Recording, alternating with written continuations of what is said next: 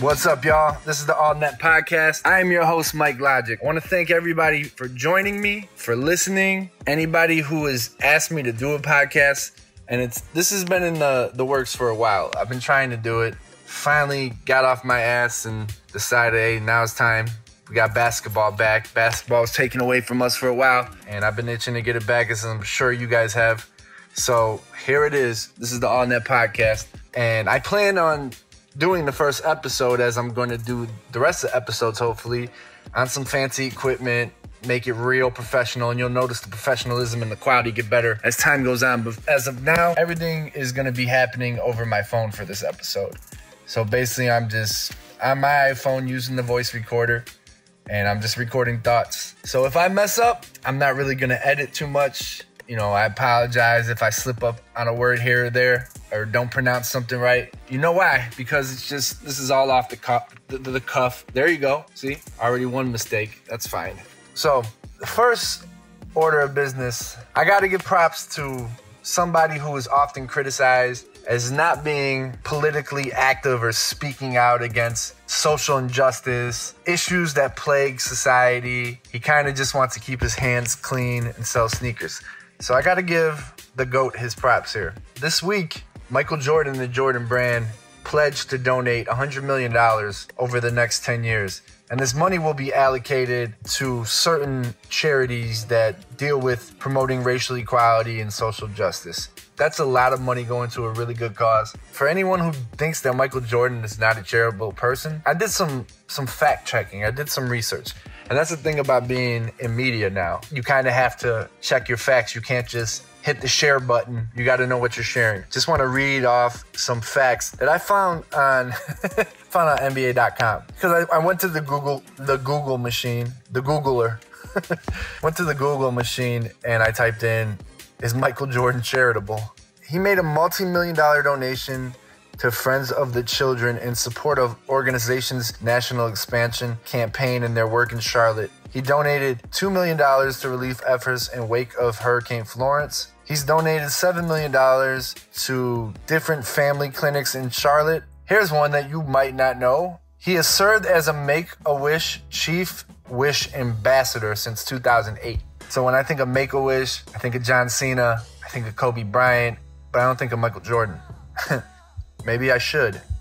He's donated and brought in more than $5 million to the organization. He has granted hundreds of wishes in his 30 years of working with Make-A-Wish. He donated $5 million to the Smithsonian National Museum of African History. He's donated $1 million in legal defense funds to the NAACP. Mike's done a lot of good things. He's donated proceeds of a legal settlement. I remember hearing about this. I don't remember what the settlement was for, but he donated proceeds from a legal settlement to 23 Chicago area charities. He's hosted the Michael Jordan Celebrity Invitational Golf Tournament, which raised more than $7 million for a variety of charities. And that's not even talking about everything he's done while he's been an owner of the Charlotte Hornets. So you can go to NBA.com, or you can just go to your Google machine and type in, is Michael Jordan charitable, like I did, and you will see what I saw. So the point is, Michael Jordan has done plenty of good in communities across the nation, mainly Charlotte, because he's a part of that Charlotte community. He's an owner of the Charlotte Hornets. We were wrong, those who thought that Mike would rather just sell shoes and not give a shit about the rest of the world. He's been quiet about it. LeBron gets the headline. LeBron opens I Promise school. I mean, the fact that the man opened a school is insane. It's crazy. It's great. I've had the argument where people would try to justify the idea that if Mike had the resources back then, that he would have opened the school. And my argument back would be, well, he has those resources now. If Michael Jordan wanted to, he could open school after school after school. I'm not saying he's obligated, because he's not. I don't want anybody to do anything unless they feel it in their heart is right. This is something that moves them and motivates them. I don't want you to do something because you feel like you're obligated or the world's watching and you're feeling these expectations on you. No, LeBron loves to be charitable, and his charities and what he does with his money, it gets headlines. Social media is so much more prevalent nowadays. Michael Jordan didn't have that. All right, so that's the first segment. First segment's in the books. On that podcast is up and running, and it was fitting that we talk about the GOAT, Michael Jordan. Am I upsetting anyone out there when I call him the GOAT? I'm just being real. I had a lot of fun watching The Last Dance, reliving my early childhood, because I was really young when The Last Dance is going on. I'm guessing, if I had to guess a demographic, the people listening to this were probably pretty young when the Bulls were winning championships. So that was a fun time to relive, and I know I definitely wanted more episodes, and I feel like they could have given us more episodes. I'm greedy, what can I say? So that's the first segment, and now I want to introduce myself, because I probably should have done it at the beginning of the show, but I wanted to just get this thing going. I wanted to get talking about basketball. I didn't really want to talk about myself so much, but for those who don't know me, I go by the MC name of Mic Logik. I am a hip-hop artist. I am a part of a record label called Shy Native Entertainment. It's myself, Ideal, Word, Storm C. We are also radio personalities. We do a show every Tuesday. It's called the Shy Native Radio. Once again, Shy Native Radio. Every Tuesday, 9 p.m. You can go to the Facebook page, Shy Native Entertainment. Just type that in. Or you can go to idealraps.com. We're going to be doing everything ourselves. We won't be on an FM station, so FCC can let me be, and we don't have to worry about that. We just talk about whatever we want in whatever manner that we want. So I wanted to introduce those guys as well as myself. And I also got to talk about my other partner, True Chicago Sports Fans. It is the best sports page on Facebook. Go check it out. There's a lot of great content on there, and it's always fresh content too. Always good discussions. We try to keep things respectful on that page. There's great people running it. We got a great community there. Go check it out. Be a part of it. True Chicago Sports Fans. All right, so the next topic we're going to cover, basketball's back, y'all. So happy that the Board of Governors approved a plan that will restart the 2019-2020 NBA season. Couldn't come at a better time for me. I've missed basketball so much. And my guess is if you're listening to this podcast that you've missed basketball as well, and you probably cherish the game the same way I do. There's a lot of information here. I'm going to try to communicate as much of it as possible. I'm not going to give you all of the information because some of it's I don't deem as being important enough to talk about. You can Google it. You can find it on the internet, and you can get all the information. But just to keep this podcast, under 40 minutes or whatever, I'll give you the info I found important. So here we go. The plan is to send 22 teams to Orlando, the Disney World Resort. The players will basically be living in a bubble. And this is to keep them safe, especially with COVID-19 out there, because I know it's easy to forget with everything going on in the world right now, but COVID-19 is still scary, still dangerous, killing people. So they definitely have to take precaution. The 22 teams will be fighting for 16 playoff spots. The NBA and NBA Players Association are working with the infectious disease specialists, public health experts, and government officials to establish a rigorous program to prevent and mitigate the risk related to COVID-19. And this includes regular testing protocol and stringent safety practices. So it looks like the players will be tested daily. And I had the COVID-19 testing because I needed a surgical procedure. They call it a surgical procedure. It's nothing more than a shot in the back, but the hospital would not allow me to have this epidural without getting the COVID test. And I had the swab up the nose. They stuck this big swab up my nose, then moved it around for 10 seconds. It's not very comfortable. So I feel for those players. I hope that it's also, they're able to do the mouth swab. So it's not as uncomfortable for the players as possible. The season will restart. It's contingent on an agreement with the Walt Disney World Resort as the single site, a campus for all the games, practices, and housing for the remainder of the season. So the players are going to be living at a spot in the Disney World Resort for the rest of this season. There's not going to be fans in the stands. I see that they are trying to come up with some clever ways to add sound in the background of the games. I heard they were going to use like NBA 2K noises. They're still coming up with ideas and throwing ideas at the board to see what sticks. So we'll have to keep an eye on that. It's definitely going to be different watching games without people in the stands, without fans in the stands. From what I know, it looks like once the playoffs begin, then the players can have their family members join them in the NBA bubble. in Orlando, and they're just trying to minimize the amount of people that are there. So once the playoffs start and the other teams who don't make the playoffs are sent home, it sounds like the players can have their family members join them. So each team that was 6 games from the 8th seed was invited. That's 13 Western Conference teams, 9 Eastern Conference teams, and no, the Bulls were not invited. Probably for the best. Plan for the future. And we'll get into more Bulls talk as this podcast goes on, throughout the coming weeks. Right now, let's just talk NBA. Now that the season is coming back, that's what I wanted to make the focus on for this podcast. This is going to be the meat and potatoes of the podcast. So that's my focus. So the bottom teams have to be within 4 games of the 8th seed to have a chance at a play-in style game to get into the playoffs. So it's kind of like the wild card in baseball. But here's the difference. The 9th seed has to win 2 games to advance, and the 8th seed only has to win 1 game to advance. Okay, so I hope you're following so far. I tried to go as slowly as possible. We'll figure it out. Everybody's figuring this out. So it's definitely gonna be different. We're not gonna have any fans in the stands. The format is totally changed. So we'll just roll with it and see how it goes. It might be a lot of fun. That's my hope. This is the teams that will be playing in this 22-team tournament. Number 1, I'm gonna start in the Eastern Conference.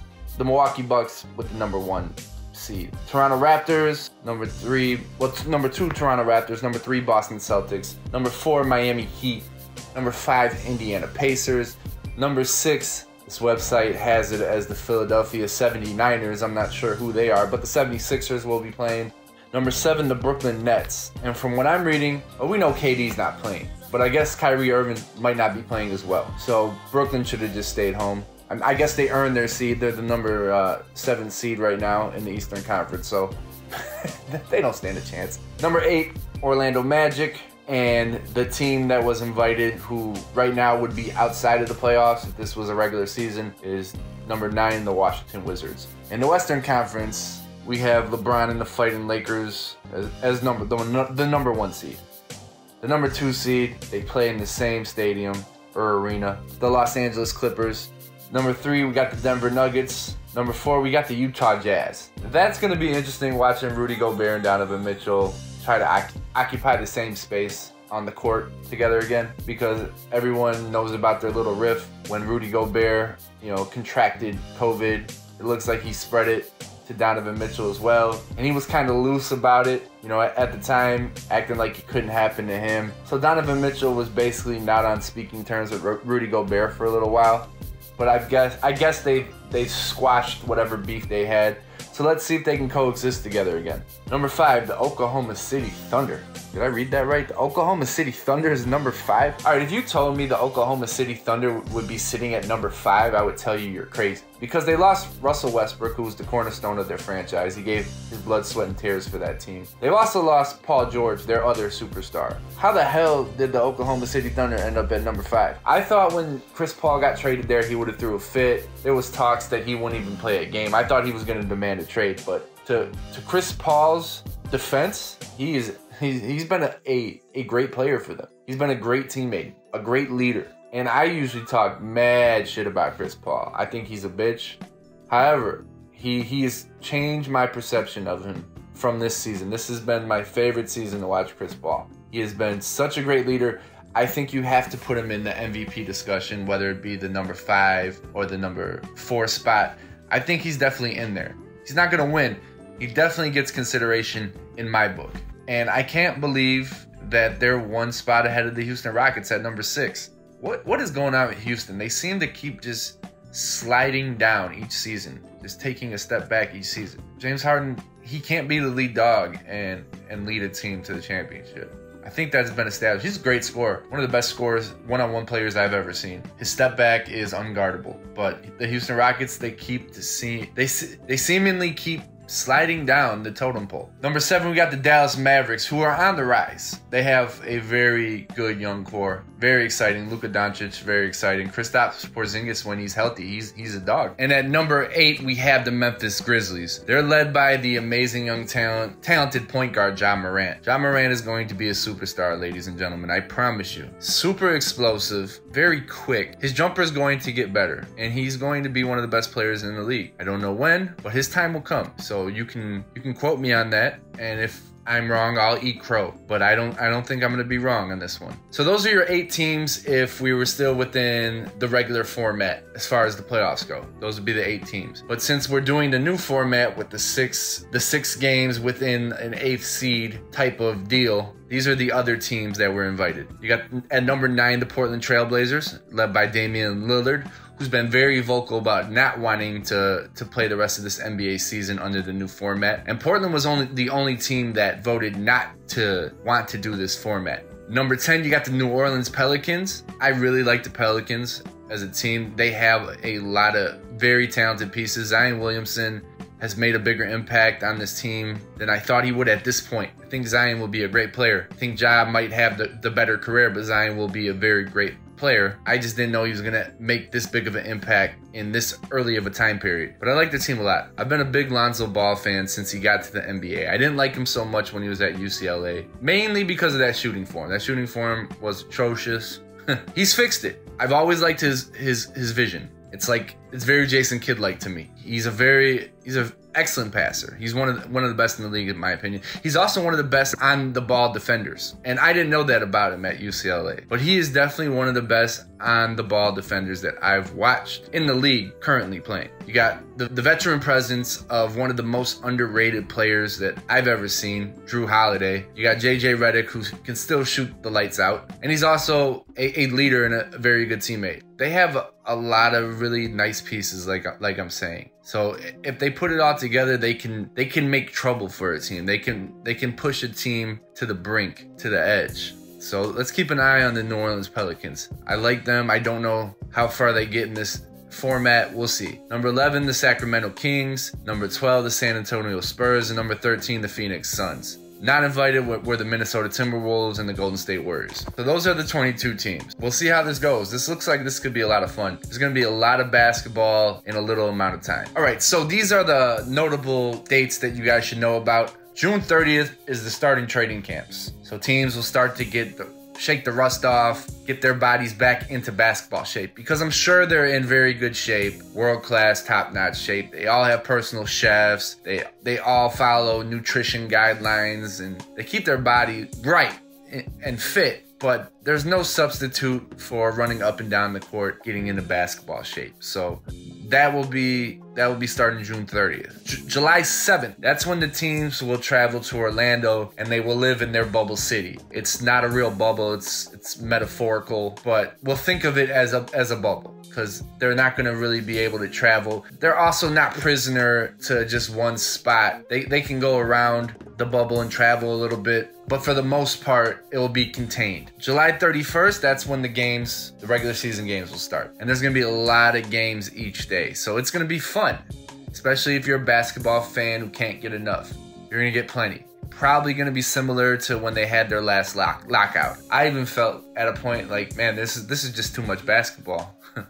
Then I slapped myself and I can't have too much basketball. But I like a lot of basketball in a short amount of time. So this should be fun. And the last day of the 2019-20 season, no ifs, ands, or buts, will be October 12th. That's when the season will end. If it goes to a 7-game finals, that will be the final day on October 12th. So that's what we have to look forward to. Okay, so here's some notable dates when it comes to the draft and free agency. We'll lump them together. The draft lottery will take place on August 25th. That's when the lotto balls will be handed out, and we'll see who ends up with the first pick and what order it goes in. October 15th, that's when we're going to have the NBA draft. 3 days later, on October 18th, free agency will start. So those are the dates you need to know as far as draft and free agency. I have no idea what the Bulls are going to do in free agency at this point. It's really not too much of my concern, because it's not a very strong free agency class. And the big dogs in the free agency class, I don't see coming to the Bulls, who are in a rebuilding mode state still. They're still rebuilding. So it doesn't make sense for DeMar DeRozan to come to Chicago, in my opinion. I'd love to have him, but it doesn't make sense. So that's it, guys. That is our first episode of the All Net Podcast with Mic Logik. If you guys have made it this far, thank you for listening. I appreciate it. I hope I was able to entertain and inform. This is a lot of fun talking basketball, so I'm going to be doing it. I don't have a timeline exactly when I'm going to be. I don't want to give myself due dates. I just want to talk basketball, whenever it seems convenient, or whenever I really just want to get up on a microphone and speak my thoughts on basketball. So maybe as the weeks progress, we'll come up with a due date and a regular time. But for now, we're just going to have fun and see where it goes. I got to thank my partners, Shy Native Entertainment. You can go to idealraps.com for anything Shy Native related. Like I said, you can go to Facebook and type in Shy Native Entertainment. That will take you to our page. And we do our radio show every Tuesday night at 9 p.m. So you can watch that live and interact with us. And I also got to thank True Chicago Sports Fans. Once again, have the greatest sports page on Facebook. So tune in, link up with us, connect to the community. We'd love to have you. It's a lot of fun. So check in next time. I'm Mic Logik. This is the All Net Podcast. Swish.